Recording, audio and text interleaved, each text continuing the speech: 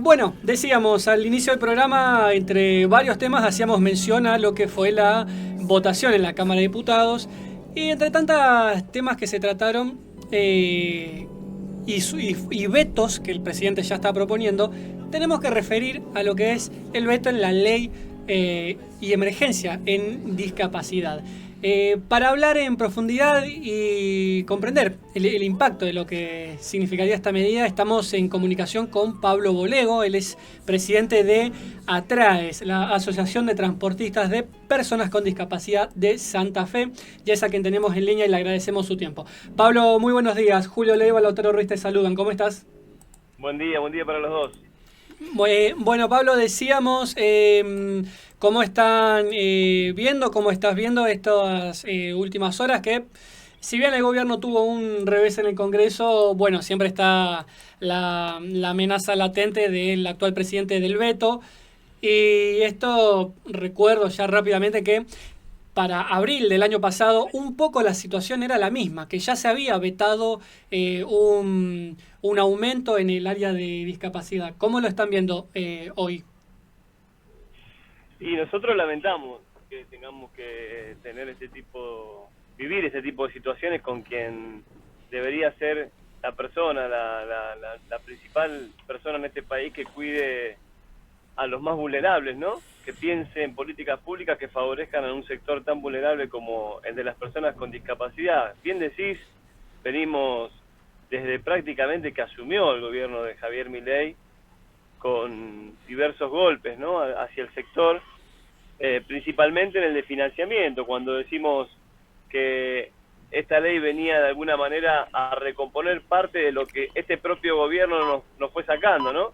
La devaluación más profunda de diciembre del año 23, que el gobierno parece querer endilgársela al gobierno anterior, formó parte del inicio de este deterioro profundo que hoy atraviesa el sector de la discapacidad, ¿no? Y por supuesto, no solamente la cuestión de los aranceles devaluados, sino que la ley promueve la universalidad de las pensiones para toda aquella persona con discapacidad que necesite, ¿no? El Estado debe estar acompañando a esas personas y por eso lo tuvimos que hacer a través de una ley. Miren, nosotros hemos sido también objeto de críticas muchas veces sobre el camino que elegimos, ¿no? Como colectivo, como sector, las organizaciones que representan a los prestadores, a las propias personas con discapacidad, hemos estado en las calles frente a políticas regresivas de todos los gobiernos, porque también esto hay que decirlo, siempre que hemos sentido que el colectivo ha sido atacado, hemos estado en la calle. Y cuando decimos que hemos recibido críticas,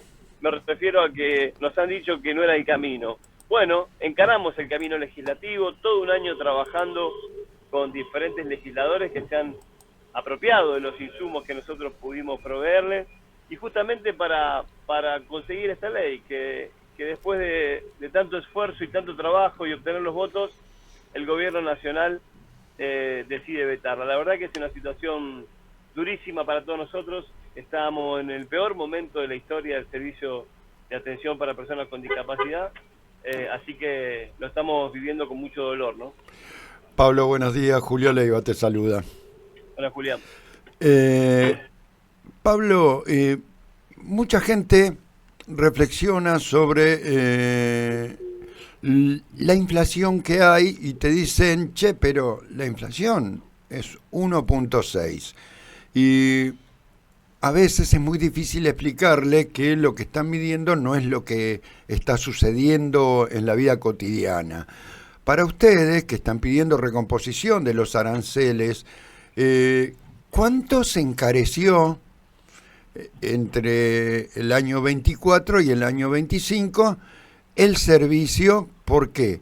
Porque nosotros estamos viendo que el combustible, que es un elemento básico del servicio que ustedes prestan, ha aumentado 300% en 15 meses y ahora vuelve a aumentar. Esta semana aumentó YPF una vez más sus costos de combustibles líquidos, así que no podemos dejar de lado, digamos, todo el servicio mecánico, pero también los neumáticos, que cada día cierra una empresa nueva de producción de neumáticos en Argentina, y uno podría decir, no, bueno, pero ahora las importaciones son más bajas, los costos de las cubiertas, y no es así, digamos. Cuando no tenés con qué competir, tenés el monopolio del servicio.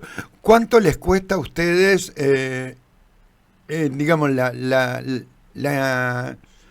la actitud del gobierno nacional en no reconocerles la tarea que ustedes hacen?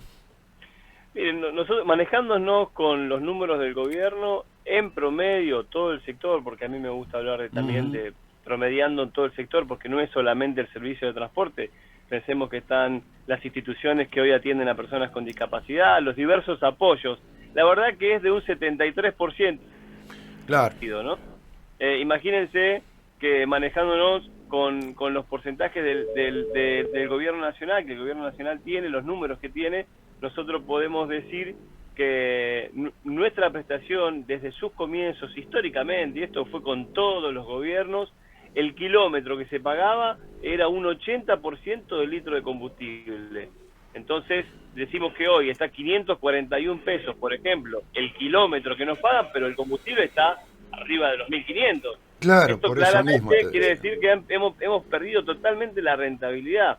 Entonces, por eso también sucede que hemos perdido el 50% aproximadamente de compañeros y compañeras transportistas que ya han dejado de ser oferta para las personas con discapacidad. Entonces, esto además de ser un drama desde el punto de vista laboral, de la pérdida de fuente de trabajo para muchos de nosotros, también es un impacto muy fuerte para el colectivo de personas con discapacidad que explotan los teléfonos de la asociación de personas que necesitan de los servicios para poder rehabilitarse, porque además pensemos que es un servicio que te lleva hacia el lugar de rehabilitación que te garantiza cierta calidad de vida, ¿no? Claro.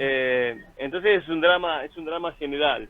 Los números son esos, es increíble cómo el gobierno niega, digamos, el impacto que genera en el sector, pero bueno, la verdad que muy probablemente, como vos decís, la inflación baje, y sí, va a seguir bajando muy probablemente, tal vez, pero miren, el impacto ya lo produjeron apenas asumieron cuando produjeron aquella devaluación tan brutal y tan profunda en tan poco tiempo. Pablo, como la última de mi parte, ¿qué esperan, qué expectativas tienen ahora de que esto pase por el Senado y se sostenga el rechazo al veto del presidente? Nosotros venimos haciendo un trabajo político muy fuerte. Confiamos en la posibilidad, por supuesto, de obtener los 2/3 de la Cámara para poder anular ese veto. En Argentina hoy puede pasar una cosa y mañana otra, es cierto también eso, que creemos que es necesario que la ley se vuelva a tratar, no hoy, sino después de las alianzas, por supuesto, de los diversos partidos políticos, pero nosotros lo que vamos a hacer es salir a defender y a exponer cuáles fueron los votos positivos en la primera instancia, tanto en Cámara de Diputados como senadores, para que reafirmen su voto y vuelvan a acompañarnos porque esto es necesario.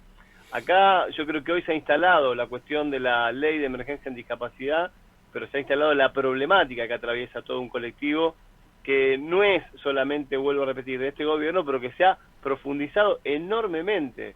Entonces, la verdad que necesitamos que el gobierno nacional reflexione sobre esto.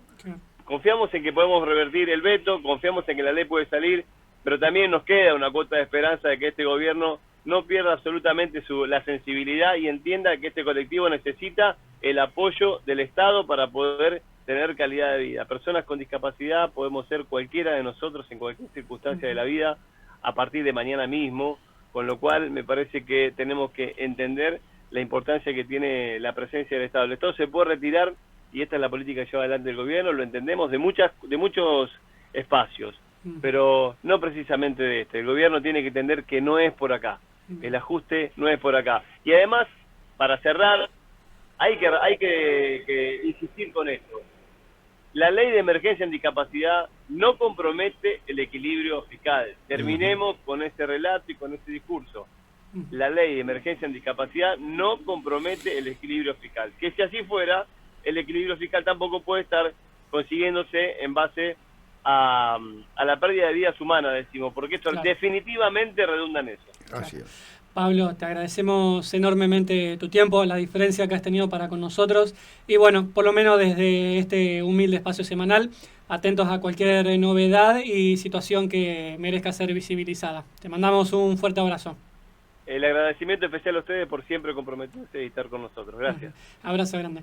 Pasaba Pablo Bolego, presidente de la Asociación Atraes, la Asociación de Transportistas de Personas con Discapacidad en la provincia de Santa Fe. Bueno, comentando cuál es la crítica situación que viene viviendo el sector y también virtiendo su análisis de cómo han ido atravesando lo que ya fue en un momento un veto del presidente que hoy, después de una derrota en el Congreso, nuevamente está considerando vetar estos mínimos aumentos, ¿no?, a leyes de emergencia, como en el caso del área de discapacidad. Son terribles. 11:08, vamos a la tanda y un tema.